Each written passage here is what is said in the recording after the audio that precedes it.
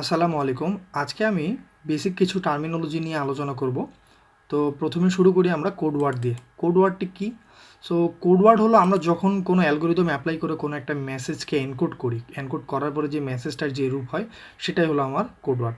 যেমন আমি এখানে একটি ইমেজ দিয়ে রেখেছি যে একটা মেসেজ যদি ইউ হয় তাকে আমি এনকোড করার পরে ধরি আমি কোনো একটা কোড ওয়ার্ড পেয়েছি এক্স, অর্থাৎ এখানে এক্স মানে এটা কিন্তু আমার কোড ওয়ার্ড না, এটা মানে হলো ওই বাইনারি যে রিপ্রেজেন্টেশনটা আমার থাকে আমার মেসেজের পার্সপেক্টিভে সেটাই হলো আমার কোড ওয়ার্ড। আচ্ছা, তারপরে আরেকটি ইম্পর্টেন্ট টপিক হলো যে প্রিফিক্স কোড। প্রিফিক্স কোডটা কি, আমরা যদি একটা এক্সাম্পল লক্ষ্য করি তাহলে আমরা প্রিফিক্স কোডের ডেফিনেশনটি ভালো মতো বুঝতে পারবো। যেমন এখানে যে কিছু ক্যারেক্টারের জন্য আমার স্পেসিফিক কিছু মানে কোড ওয়ার্ড দেওয়া রয়েছে। যেমন আমি যদি বলি এখানে এর জন্য রয়েছে 0, বির জন্য রয়েছে 111, সি হলো 1011। আচ্ছা, এখানে একটা জিনিস যদি লক্ষ্য করবেন, দেখবেন আমি যদি এখানকার যে কোনো একটা কোড ওয়ার্ড সিলেক্ট করি, ফর এক্সাম্পল এই যে বি এর জন্য আমার কোড ওয়ার্ড রয়েছে 111, আমি এর সাথে যদি আরও কোনো বিট অ্যাড করি এই যে এই কোড ওয়ার্ডটার সাথে, অর্থাৎ 111-এর সাথে যদি আমি 0 অথবা 1 সামনে পিছনে যদি আমি অ্যাড করি, তাহলে কিন্তু লক্ষ্য করলে দেখবেন এখানে যে বাকি যে কোড ওয়ার্ডগুলো রয়েছে সেগুলোর সমান আমি করতে পারবো না, অর্থাৎ মানে রিডান্ডেন্সি হবে না, আর কোনো কোড ওয়ার্ড আমি তৈরি করতে পারবো না এখানে কোনো স্ট্রিং যোগ করে, সেটা 0-ই যোগ করি অথবা 1-এ যোগ করি এই বি এর কোড ওয়ার্ডের আগে অথবা পরে। আচ্ছা, তো এটা একটা গেল। আরেকটা ফ্যাক্ট হলো এটা গেল তো যোগ করে। আমি যদি এমন কোনো একটা কোড ওয়ার্ড সিলেক্ট করি যেটার আমি কোনো মানে বিট ডিলিট করে দিব, তাহলেও কিন্তু সেটা অন্য কোনো ক্যারেক্টারের জন্য যে কোড ওয়ার্ড রয়েছে সেটির সমতুল্য হবে না। আমি যদি ডি এর যে কোড ওয়ার্ডটি রয়েছে যে 1010, এখান থেকে মনে করেন আমি যদি কোনো একটি স্ট্রিং বিট রিমুভ করে দিই, যেমন এখান থেকে যদি আমি এখানে 0কে রিমুভ করে দিই তাহলে থাকবে কি 101। দেখেন এখানে 101 দিয়ে কিন্তু আমার আর কোনো কোডই নেই, তাই না? আমি যদি এই প্রথম থেকে যদি 1 ডিলিট করি তাহলে কিন্তু থাকবে কি 010, তাহলেও কিন্তু দেখেন এখানে আমার আর কোনো মানে কোনো কোড ওয়ার্ডের সাথে ম্যাচ করবে না।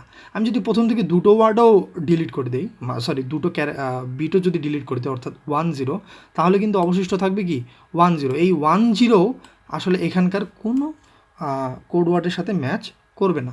তো আশা করি আপনারা বিষয়টি বুঝতে পেরেছেন। তাহলে আমরা যদি এখন ডেফিনেশনটা দেখি তাহলে আমরা ইনশাল্লাহ বুঝতে পারবো যে a prefix code is a code in which no code word is a prefix of another code word, neither can a code word be derive from another by appending more bits to a shorter code word, তাই না? তো আমরা যদি ওই যে বললাম যেমন আমি কোনো বিট অ্যাড করো, আমি আর কোনো কোড ওয়ার্ড মানে আমার এক্সিস্টিং আর কোনো কোড ওয়ার্ডের সাথে ম্যাচ করাতে পারবো না।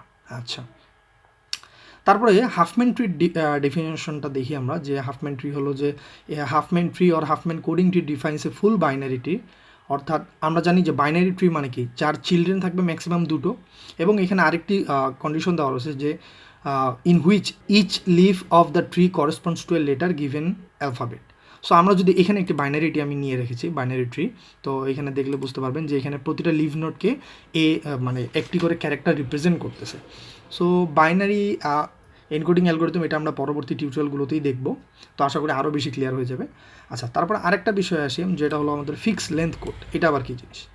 তো ফিক্স লেন্থ কোড হলো এমন একটা কোডিং সিস্টেম যেখানে আমার কোড ওয়ার্ডগুলো থাকবে, সেই কোড ওয়ার্ডগুলো যতগুলো ক্যারেক্টার থাকুক না কেন, প্রতিটা ক্যারেক্টারের কোড ওয়ার্ডের লেন্থ হবে আমার সেম সংখ্যক। যেমন আমি যদি ধরি আমার কোনো একটা মেসেজে একে রিপ্রেজেন্ট করতেছি আমি 00, বিকে রিপ্রেজেন্ট করতেছি আমি 01 দিয়ে, সিকে 10 দিয়ে, ডিকে 11 দিয়ে।